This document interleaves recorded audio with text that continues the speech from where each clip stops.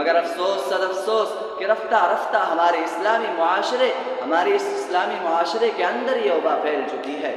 آج اخبارات کے اندر جہیز کے لیے بھیٹ چڑھنے والی کہیں فاطمہ، کہیں رضیہ، کہیں شبنم و فرزانہ اسلامی شریعت کے نام لیواؤں سے کہہ رہی ہے کہ کاش ہماری اسلامی شریعت کتابوں اور وعظوں کے بجائے عمل میں آ جاتی۔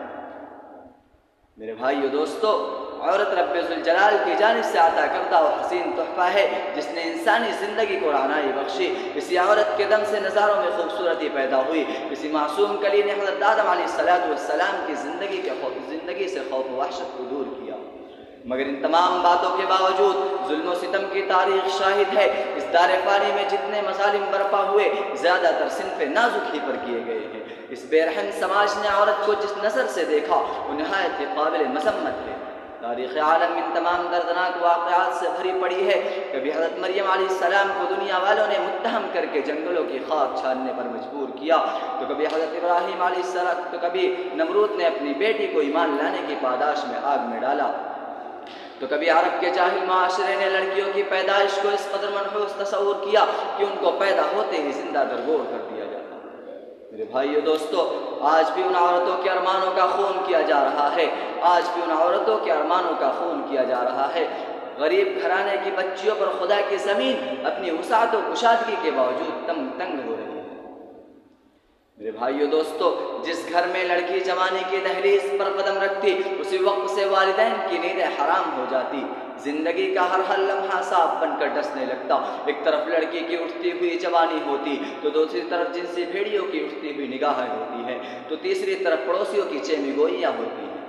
والدین جب اس گلاب کے پھول کو سجانے کے لیے کہیں رشتہ تلاش کرتے، کسی مناسب لڑکے کی تلاش میں نکلتے، تو جہیز کے مطالبات ان کے ارادوں کو وہیں مسمار کر دیتے۔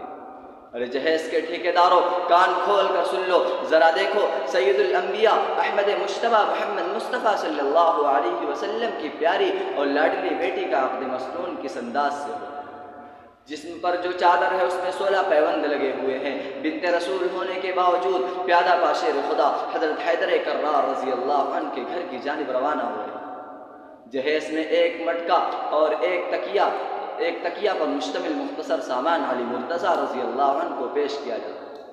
آج ہم یہ کہتے ہیں کہ ہمارا بیٹا ڈاکٹر ہے، ہمارا بیٹا انجینئر ہے، ہمارا بیٹا گریجویٹ ہے، ہمارا بیٹا پائلٹ ہے، ہمارا بیٹا ٹیلی فون آپریٹر ہے، ہمارا بیٹا سعودی عرب میں رہتا ہے، اس لیے ہمیں جہیز میں جہاز چاہیے۔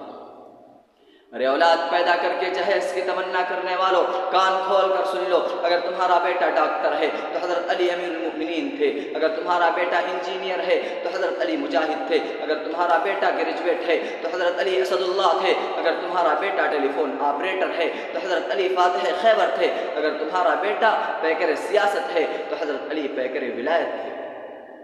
حضرات، آئیے ہم سب مل کر اس بات کا عہد کریں کہ اس جہیز جیسی ملعون رسم کو مٹا کر دم لیں گے۔ یہ سنگ گرا جو حائل ہے رستے سے ہٹا کر دم لیں گے، یہ سنگ گرا جو حائل ہے رستے سے ہٹا کر دم لیں گے۔